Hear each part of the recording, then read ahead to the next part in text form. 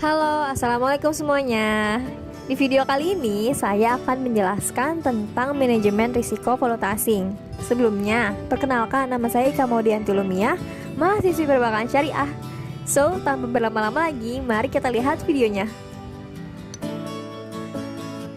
Perkembangan perdagangan dunia yang semakin pesat di berbagai bidang menyebabkan terbukanya kesempatan hubungan dagang antar negara, sehingga kegiatan usaha tidak lagi berorientasi di dalam negeri saja. Mengingat mata uang di satu negara tidak berlaku di negara lain, tentu saja dibutuhkan alat transaksi yang dapat diterima di negara lain. Kini alat transaksi yang mampu diterima di negara lain biasa kita kenal dengan valuta asing. Dengan demikian, sekecil apapun transaksi tersebut, apabila melibatkan dua negara atau lebih, pasti melibatkan pertukaran atau perdagangan valuta asing. Artinya, ketika dua negara bekerja sama, maka mereka membutuhkan valuta asing sebagai alat transaksi dalam pembayaran. Namun, bagaimana ketika mata uang negara yang satu dan yang lain tidak sesuai lagi dengan yang diharapkan, terutama pada saat dikonversikan? Maka dari itu, perlu adanya manajemen risiko untuk menghindari terjadinya kondisi fluktuasi valuta asing.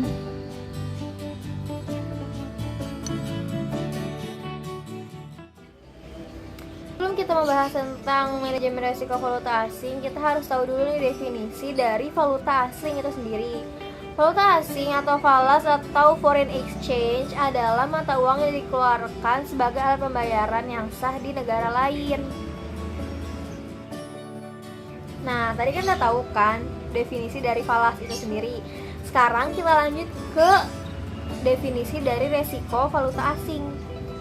Kenapa sih terjadinya resiko valuta asing?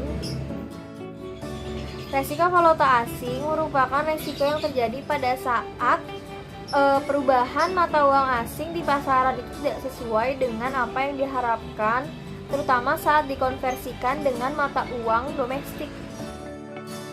Berikut penjelasannya.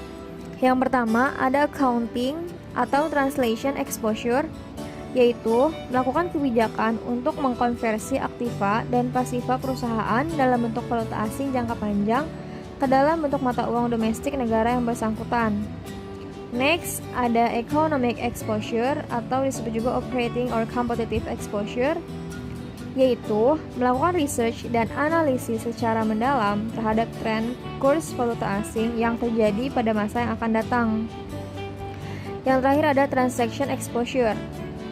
Transaction exposure yaitu melakukan kebijakan berupa perlakuan pendapatan dan biaya atau cost valuta asing di dalam buku.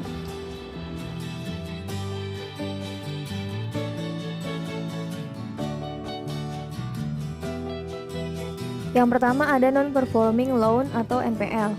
Non-performing loan menunjukkan kemampuan manajemen bank dalam mengelola kredit bermasalah yang diberikan oleh bank, sehingga setiap bank harus mampu mengelola kreditnya dengan baik dalam memberikan kredit kepada masyarakat maupun dalam pengembalian kreditnya sesuai dengan syarat dan ketentuan yang berlaku, sehingga tidak menimbulkan kredit bermasalah.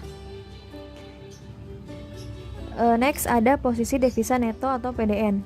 PDN digunakan untuk mengendalikan posisi pengelolaan valuta asing, karena dalam manajemen valuta asing, fokus pengelolaannya ada pada pembatasan posisi keseluruhan masing-masing mata uang asing serta memonitor perdagangan valuta asing dalam posisi yang terkendali.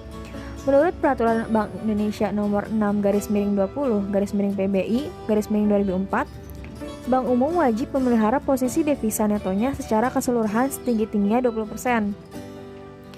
Yang terakhir ada giro wajib minimum atau GWM.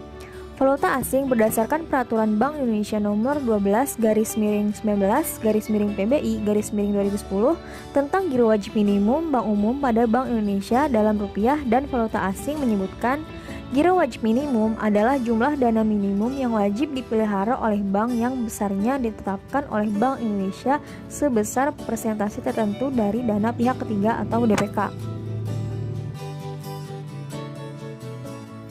Oke, segitu dulu penjelasan dari saya. Kurang lebihnya mohon maaf. Wassalamualaikum warahmatullahi wabarakatuh.